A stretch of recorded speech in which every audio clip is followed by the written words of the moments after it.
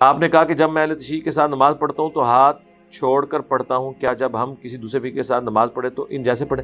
میں نے کبھی نہیں میرے بھائی آپ کو یہ کب کہا ہے میں ایسا کرتا ہوں، بالکل ایسا نہیں ہے، آؤٹ آف کانٹیکسٹ آپ نے کوٹ کیا۔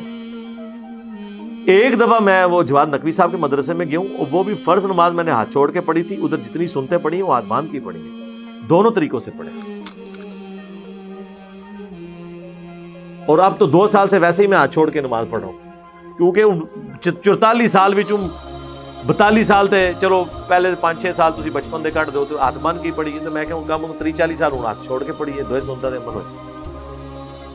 ابھی بھی ہاتھ باندھ کے بھی پڑھ لیتا ہوں، زیادہ تر ہاتھ چھوڑ کے۔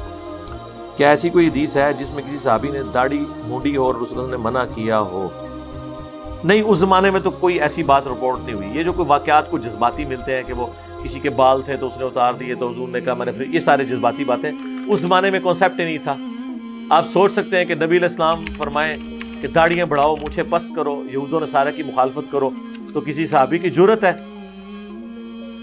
اس وقت تو ابو جہل کی بھی داڑھی تھی، داڑھی پگڑی کی طرح عرب کے لوگوں کی عزت ہوتی تھی، داڑھی مڑنے کا کوئی سوچ نہیں سکتا تھا۔ وہ آپ کو پتا ہے عورتوں کو کیا سمجھتے تھے؟ ان کے نزدیک تو جس نے داڑھی مونڈی بھی ہے وہ تو عورت ہے، اور یہ سب سے بڑی گالی ہوتی تھی۔ کسی کے گھر بچی پیدا ہو جائے تو وہ منہ چھپاتا پھرتا تھا، جس کی اپنی بچی ہو وہ منہ چھپاتا پھرے، اور اس کو کوئی کہہ دے کہ تو کہ زنانیہ اربوتی بنائی ہے، وہ سوچ سکتا تھا؟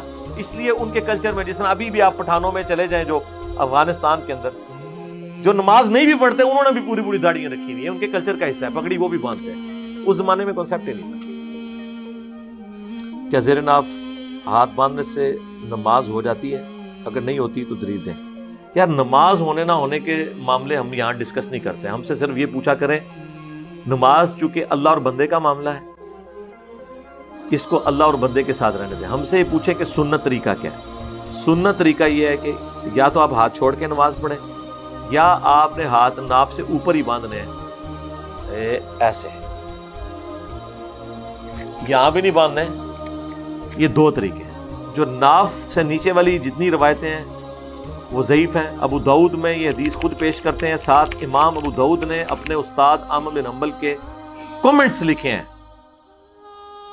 کہ میرا استاد احمد بن حنبل کہتا تھا کہ اس میں جو راوی ہے عبد الرحمن بن اسحاق الکوفی، یہ ضعیف راوی ہے۔